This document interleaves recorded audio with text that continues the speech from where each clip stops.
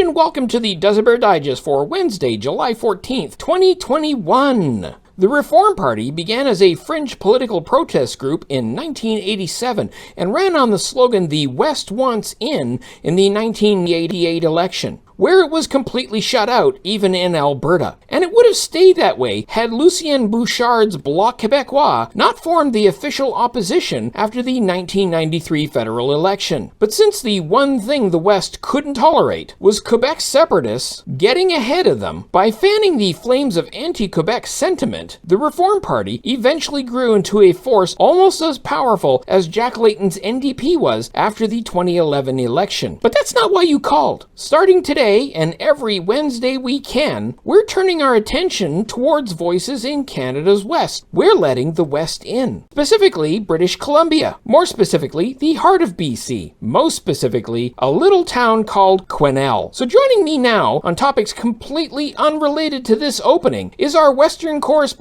Percy. Hey Percy, how's it going? Well, it's pretty hot around here. BC's in part 2 of their heat wave. I mean, we had temperatures way up above the 40 degrees Celsius. Holy doodle. Now it's between 26 and 32, depending on where you're living. But yeah, we haven't had rain around here for a long time. And, we used to have a saying in Vancouver. What? In Vancouver, you don't tan, you rust. And that's not the case anymore? No, I mean, we haven't had rain for a long, long time. And is that like the base temperature, or is that with the humididex? I'm not a weatherman. Sorry, weather pig. Weather pig. That would be without the humididex. There's a lot of forest fires happening all around BC, central, northern BC especially. Yeah, it's getting big news even out here. Well, and so the big thing right now is all these guys in Vancouver, they're trying to save the Pacific National Exhibition. We call it the PNE. Right.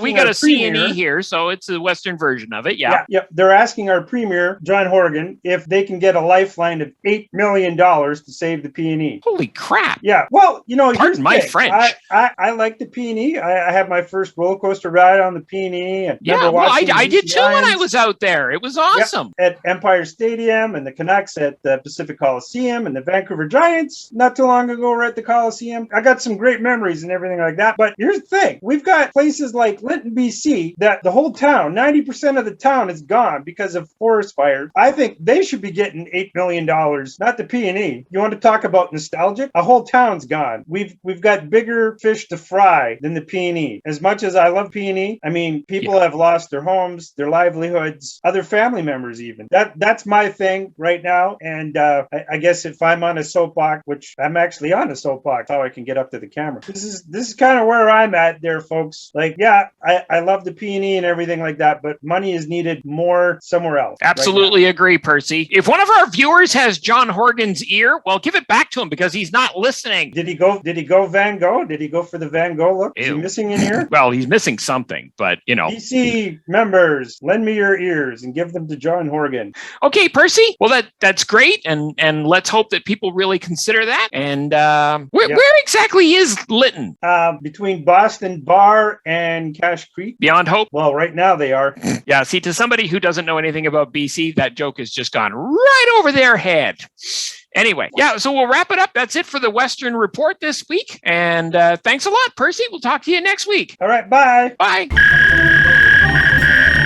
On this day in 1789, widespread discontent among the population triggered the start of the French Revolution with the storming of the Bastille in Paris. All that remains of the Bastille prison are some footings in a metro station below where it stood. And even though it's taken 4 republics and a couple of empires, the spirit of this day remains France's Independence Day. On this day in 1911, an exhibition pilot for the Wright brothers named Harry Atwood landed his aeroplane on the south lawn of the White House, where he was warmly greeted by President Taft. Try that now. I'm betting it's a whole different ballgame. On this day in 2015, NASA's New Horizons probe performed the first ever flyby of Pluto. When launched, Pluto was still a planet. Now it's just a cartoon character. It's also Mac and Cheese Day, Grand Marnier Day, and Pandemonium Day. Yeah, I don't think that... And that's today's Duza Bear Digest. See you tomorrow.